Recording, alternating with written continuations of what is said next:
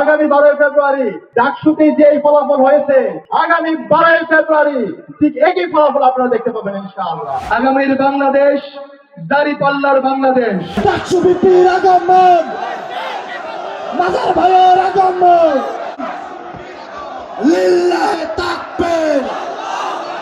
ডাকসু বিপির আগমন, সাদিকা মায়ের আগমন, পীরগঞ্জের পক্ষ থেকে, মাদারগঞ্জের পক্ষ থেকে নারে তাকবীর। মাদার ভাইয়ের আগমন, সাদিকা মায়ের আগমন। আপনারা কি পারবেন আমাদের নুরুল আমিন ভাইকে ব্যাপক ব্যবধানে বিজয় করতে ইনশাআল্লাহ? রংপুরে মোট 6টা আসন আছে, এই 6টা আসন ডাক্তার শফিকুর রহমানকে উপহার দিতে পারবেন ইনশাআল্লাহ। ইনশাআল্লাহ আমরা যা বলি আমরা তা প্রমাণ করে দেখাই। আজকে বাংলাদেশে জুলাই বিপ্লব পরবর্তী 5টা ছাত্র সংসদ নির্বাচন হয়েছে। আপনারা তো জানেন ডাকসু নির্বাচন দিয়ে শুরু হয়। ডাকসু নির্বাচনে বাংলাদেশের তরুণরা তারা ইনসাফের পক্ষে অবস্থান গ্রহণ করেছে। সর্বশেষ ডাকসু নির্বাচন হয়েছে জগন্নাথ বিশ্ববিদ্যালয়ের শিক্ষার্থী সংসদ, সেখানে বাংলাদেশের তরুণরা ইনসাফের পক্ষে অবস্থান করেছে। ইতিমধ্যে বাংলাদেশের 4 কোটি তরুণ তারা ইনসাফের পক্ষে অবস্থান নিয়েছে। সুতরাং তরুণরা যে পথে গিয়েছে বাংলাদেশও সে পথে যাবে ইনশাআল্লাহ। আগামী 12ই ফেব্রুয়ারি ডাকসুতে যে ফলাফল হয়েছে, সর্বশেষ ডাকসুতে যে ফলাফল হয়েছে, আগামী 12ই ফেব্রুয়ারি ঠিক একই ফলাফল আপনারা দেখতে পাবেন ইনশাআল্লাহ। আজকে আমরা ডাকসু নির্বাচন পরবর্তী 4 মাস পার করছি। আমরা শিক্ষার্থীদের কাছে যে কমিটমেন্ট গুলো দিয়েছিলাম, তাদের কাছে আমরা যে প্রতিশ্রুতি গুলো দিয়েছিলাম, আমরা প্রত্যেকটা প্রতিশ্রুতি আমরা পালন করেছি। আপনারা দেখতে পেয়েছেন আমরা আমাদের 4 মাস পূর্তি উপলক্ষে আমরা শিক্ষার্থীদের কাছে জবাবদিহি করেছি।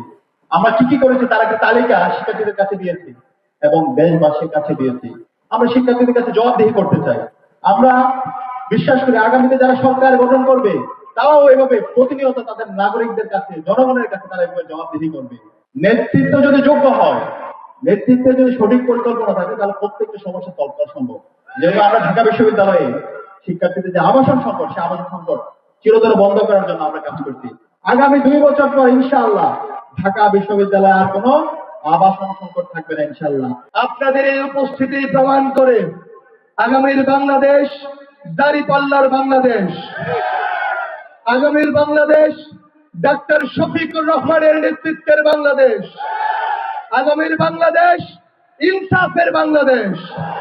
যাদের হাতে আমাদের মায়েরা নিরাপদ নেই, যাদের হাতে আমাদের বোনেরা নিরাপদ নেই, তাদের হাতে বাংলাদেশ কখনো নিরাপদ থাকতে পারে না।